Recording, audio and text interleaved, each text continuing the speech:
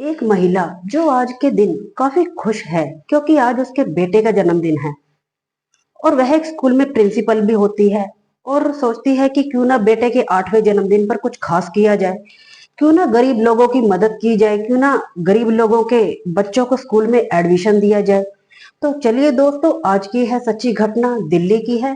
दिल्ली में रहने वाली एक महिला जिसका नाम किरण होता है। दोस्तों, यह कहानी जब आप सुनेंगे तो सुनकर आप काफी भावुक हो जाएंगे कि एक इंसान को किस्मत कहां से कहां ले आती है और एक इंसान को दूसरे इंसान से कहां लाकर मिलाती है। किरण नाम की लड़की जिसकी दोस्ती एक राजेश नाम के लड़के से होती है।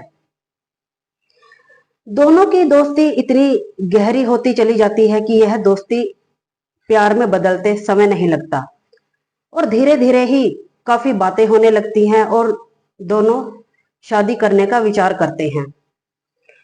और दोनों शादी करके किरण अपने ससुराल में आ जाती है और वहां घर में खुशियों का काफी माहौल होता है। घर में खुशियां होती हैं और राजेश भी खुश होता है और ससुराल में सब खुश होते हैं। अभी शादी को 15 ही 20 दिन गुजरे थे कि घर में किरण को उल्टियां होनी शुरू हो जाती हैं। जैसे ही किरण को उल्टियां शुरू होती हैं कि एक डॉक्टर को बुलाया जाता है और उसका टेस्ट करवाया जाता है। और टेस्ट में पता लगता है कि किरण प्रेग्नेंट होती है, वह गर्भवती होती है।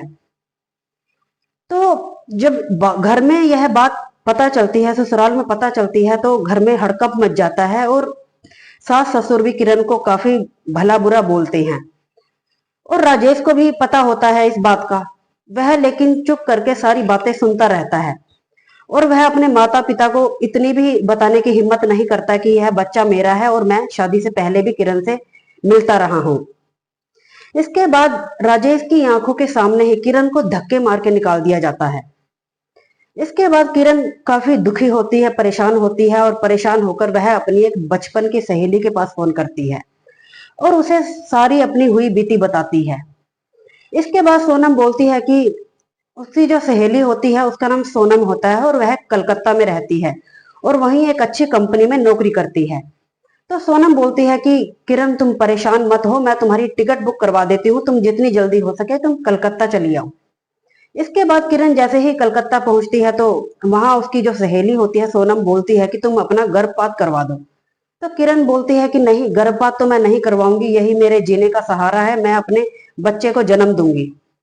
तो इसके बाद ऐसे ही जिंदगी चलती रहती है कि वह एक पार्ट टाइम जॉब करनी शुरू कर देती है और वहीं घर में बच्चों को ट्यूशन पढ़ाना शुरू कर देती है और उसके जो पैसे भी होते हैं वो काफी अच्छे आने लगते हैं और सोनम भी उसकी काफी मदद करती है। और धीरे धीरे जैसे ही उसकी तरक्की होने लगती है कि वह सोचती है कि क्यों ना एक स्कूल खोला जाए। तो वह अपनी इसमें उसकी जो सहेली होती है सोनम, वो भी उसकी मदद करती है और वह एक स्कूल खोल लेती है वह, और अपने ही उसी स्कूल में वह प्रिंसिपल हो जाती है। इसके बाद धीरे धीरे ऐसे ही समय गुजरता रहता है कि उसके बेटे का 8वां जन्मदिन आता है। तो वह सोचती है कि क्यों ना बेटे के 8वें जन्मदिन पर कुछ विशेष किया जाए, कुछ ऐसा किया जाए जिसमें गरीब लोगों की मदद की जा सके। तो वह सोचती है कि क्यों ना स्कूल में गरीब बच्चों को एडमिशन दिया जाए। तो वह हर जगह पोस्टर लगवा देती है और स्कूल में 100 बच्चों का एडमिशन होना नियुक्त किया जाता है। इसके बाद स्कूल में जब एडमिशन की प्रक्रिया चल रही होती है कि तो वहीं पे एक व्यक्ति आता है जो अचानक से ऑफिस का दरवाजा खोलता है और तुरंत एंट्री करता है। और जब वो एंट्री करता है तो जब किरण उस व्यक्ति को देखती है तो काफी हैरान हो जाती है और काफी परेशान हो जाती है क्योंकि वह व्यक्ति कोई और नहीं, उसका पति राजेश होता है। जब वह राजेश को देखती है तो वो बोलती है कि राजेश, तुमने यह अपनी क्या हालत बना रखी है और तुमने यह क्या कर लिया खुद को। तो वह सारी अपनी हुई बीती बताता है और तुम्हें घर से निकाल देने के बाद माता पिता ने मेरी शादी कहीं और करवा दी और शादी के थोड़े ही वक्त तक मेरी पत्नी मेरे साथ रही और एक बेटे को जन्म दिया और इसके बाद वह किसी और के साथ चली गई। और उसके थोड़े ही समय बाद पिता गुजर गए और पिता के ही गुजर जाने के बाद माता चिंता में रहती थी और इसी चिंता में वह भी चल बसी। और मैं भी, अब ये मेरा बेटा है 4 साल का, इसे ही पाल पोस रहा हूँ और यही कलकत्ता में ही मेहनत मजदूरी करता हूँ। तो किरण बोलती है कि तुम परेशान मत हो और दुखी मत हो। तो राजेश बोलता है कि किरण, मैं अपने किए हुए पर बहुत शर्मिंदा हूँ, मुझे माफ कर दो। जो भी हुआ मैंने तुम्हारे साथ बहुत गलत किया, जिसकी सजा मुझे भुगतनी पड़ रही है। तो किरण बोलती है कि राजेश परेशान मत हो, मैं आज भी वही हूँ और वैसे ही हूँ। तुम परेशान मत हो, अगर तुम चाहो तो मैं तुम्हारे साथ फिर से घर बसा सकती हूँ। तो राजेश बोलता है कि इससे ज्यादा बड़ी खुशी की बात और मेरे लिए क्या होगी कि हम दोनों फिर से एक अपना घर बसा ले और फिर से अपनी जिंदगी की शुरुआत करें। इसके बाद वह अपना फिर से अपना जिंदगी की शुरुआत करते हैं और ऐसे ही बातें करते करते वहां उनका बेटा आ जाता है किरण का। और वह बोलता है कि माँ, आज सब बच्चों के यहाँ माता पिता इकट्ठे हुए हैं एडमिशन के लिए, और आज मेरे भी पिता होते तो मुझे आज कितनी खुशी होती। तो किरण बोलती है कि बेटा, यह तुम्हारे पिता हैं और आज के बाद तुम्हें पिता शब्द के लिए परेशान नहीं होना पड़ेगा, और यह तुम्हारे पिता हैं। तो ऐसे ही वह फिर से अपने खुशियों से अपनी जिंदगी शुरू करते हैं और फिर से शुरुआत करते हैं।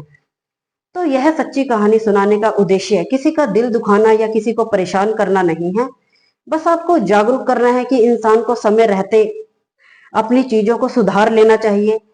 उस समय राजेश ने अपनी पत्नी किरण का साथ दिया होता तो आज किरण को आज दर दर नहीं भटकना पड़ता। और लेकिन किरण में इतनी हिम्मत थी कि उसने हिम्मत करके अपने जीवन को बदला और कहां से कहां एक स्कूल में प्रिंसिपल बन गई।